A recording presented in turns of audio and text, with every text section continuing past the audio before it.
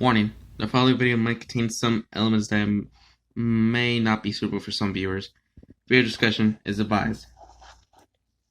Spyro the Dragon, a game beloved by many gamers who started with the PlayStation in the 90s. Many remember it by its zany graphics, its timeless enemies, and its main character. However, what no one knows is that there is a dark side to the story in the early games. The truth behind Spyro has never been told or even heard of until now. I was a beta tester for Sony back in the late 90s. I got to try out all sorts of different games before they even announced. Some were good, others were bad, and a good few were even creepy. One of which was the original beta prototype for Spyro the Dragon when the staff met to discuss the ideas for the game. Ideas were tossed left and right. Subjects such as the main character's design, the overall gameplay, and even the objectives were discussed in full detail. I won't lie. From what I had heard about the meeting, some of the ideas made me cringe. One idea was that Spyro's nemesis would be a murderous villain who decided that he wanted to rule the Dragon Realms. This idea consisted of a Spyro within his own race being put into extinction and about to gain his revenge upon the enemy. This idea was withdrawn immediately due to the graphic nature of the opening scene. One of the staff who denied this idea said that such a vivid and disturbing scene would not be tolerable for a kid's game. In the end, the concept consists of Spyro's nemesis, Nasty Nork, turning the Elder Dragon into Crystal, and Spyro adventuring around to save them. With this, game production began. The game production went well, and after some months of work, the prototype was complete. It was hoping that the beta test would soon begin. It had been some time since I had tested the game, and I was more than ready. I scheduled my test for that weekend and got myself ready. Soon after my schedule, the prototype disc disappeared from the company. We knew it was someone within the company, so we figured that there was still something that needed done. After searching for hours on end, one of the designers came forward saying they found the disc outside.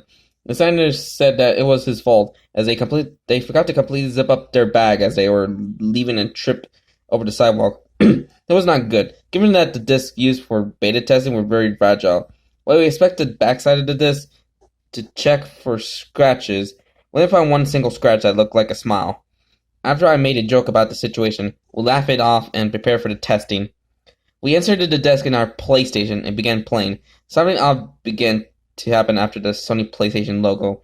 As the game began to produce static on the screen, given what happened to the disc, this was to be expected, but it didn't stop. We reset the game and try again. This time, the logo didn't appear and it went straight to the title screen. There was no music. But of course, given Stuart Copeland was still finishing the tracks for the levels, it was also expected for this to happen. We decided to start a new game, but when the new /load screen popped up, we found a save file already on it. Normally, this wouldn't be a problem, as the designers test the game first and make sure there are no glitches. However, this game's save states would hold an image of the world you were on. When the screen came up, it was a static-like image that looked like white noise on the TV screen. We looked questionably at this and wondered what it was. With a slight bit of hesitation, we decided to reset the game and check the data by keeping the PlayStation covered up. As I tried to reset the game, the screen filled with static again, and it wouldn't stop. One of the staff noticed an image within the static and took a picture of it for investigating. It was become obvious that the disc was tampered with. We had to figure out what else was wrong. As the staff member looked at the picture on the computer, the screen went back to normal and decided to start from the static save to find out what was going on. As the game started, the Spyro flew on the screen like designers wanted. However, instead of the adventures continue, the screen read, "Welcome to Purgatory." This startled me somewhat, but I wasn't going to be deterred by a strange message. The game began, and I was placed in Artisans Hall. A few moments after the game started, music began to play. Confused by this, I called Stuart Copeland to ask if he added music to the prototype disc. He told me that he had, but only to the homeworlds. As the game volume was turned up, Stuart asked if the disc was working properly due to the skipping of the music. We told him that there was some issues getting the disc to start, to which he replied that there might be problems with the disc. After thanking him for his time, I continued playing. So far, it didn't look like there were any gameplay issues. This relieved me. So I decided to enter one of the portals. Given this was the prototype, all the portals were accessible, so I can test them. Stonehill was my first stop. As I entered the area, the music started. However, the music wasn't the original piece that Stewart made, or at least didn't sound like it. The music sounded like a male chorus singing, which actually would not have been a bad choice of music until the original piece for Stonehill started playing. This piece sounded twisted and slightly sped up. This began to bug me, and I was starting to get suspicious about what was going on with the disc. I played through it, trying to collect everything as fast as possible. It was here that I decided to test what would happen if I touched one of the dragon statues. As I stepped on the pedestal, the dragon statue shook. I read the name of the dragon to see if it was not tampered with. Saw the words, Rescue Lendar. What happened wasn't a dragon, but a transparent silhouette of the original dragon's body.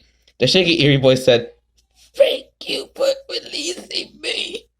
Unlike his original dialogue, where he would give a hint, I decided to immediately leave after rescuing the rest of the dragons, who said the same thing and were depicted the same way, and go try a different level.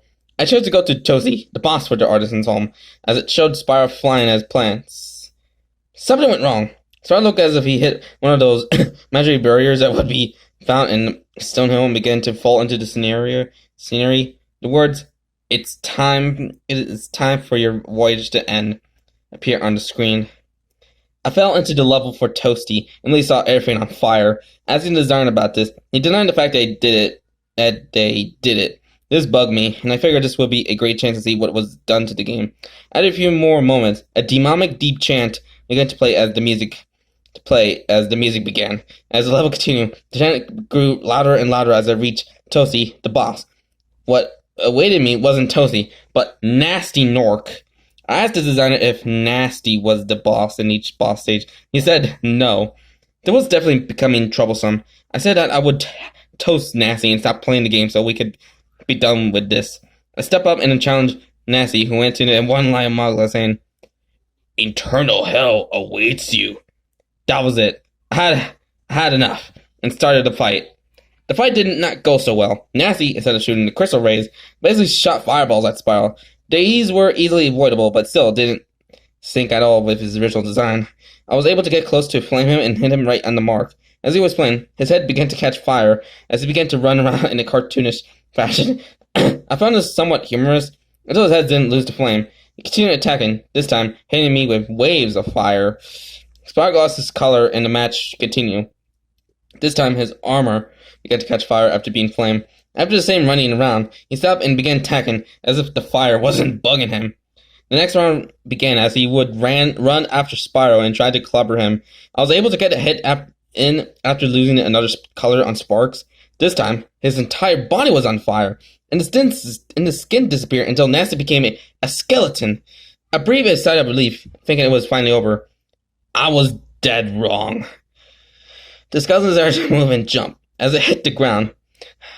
The area that Spyro and Nasty stood on broke apart, being replaced by lava. This looked bad, as Spyro had no other footholds or platforms to fly to. With this, Nasty aimed his crystal sector at Spyro and launched a blast toward him.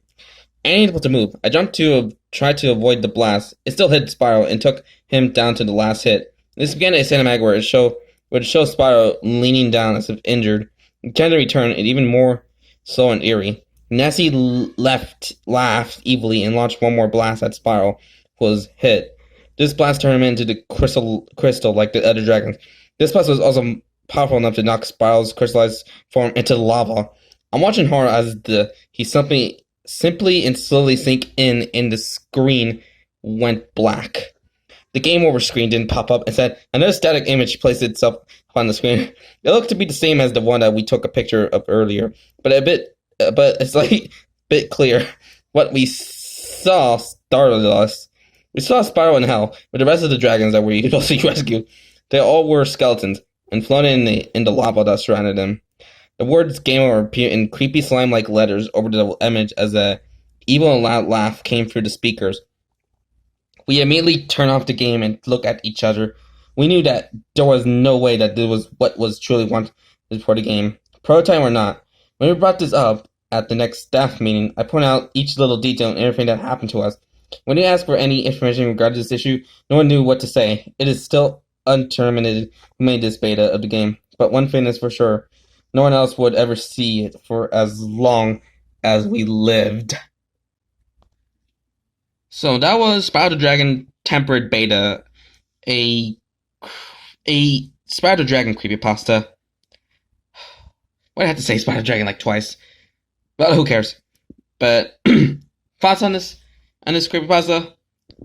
It was rather interesting, even through the writer behind, even for the writer on this pasta says it wasn't perfect, which I can understand since there's some grammar errors and other stuff, but overall, this is actually a pretty good and interesting creepypasta, which it didn't have hyper-realistic blood, no freaking red glowing eyes, that this isn't freaking Sonic.exe, this is a ordinary good creepypasta, which which felt like it could happen in real life, but thank goodness that wasn't happen. But overall, this is actually a rather good creepypasta, especially that pretty dark ending with Spyro freaking get defeated by Nasty Nork. Like, damn, this is what happened if Nasty got the advantage against Spyro. So yeah. Anywho, like this video and subscribe for more content on this channel. So bye bye. I really hope I won't get crystallized by that creepy looking Nasty Nork, because I don't want to be end up like Spyro, when I get crystallized by him. So well, I need to get out. I'm out of here. I'm freaking out of here.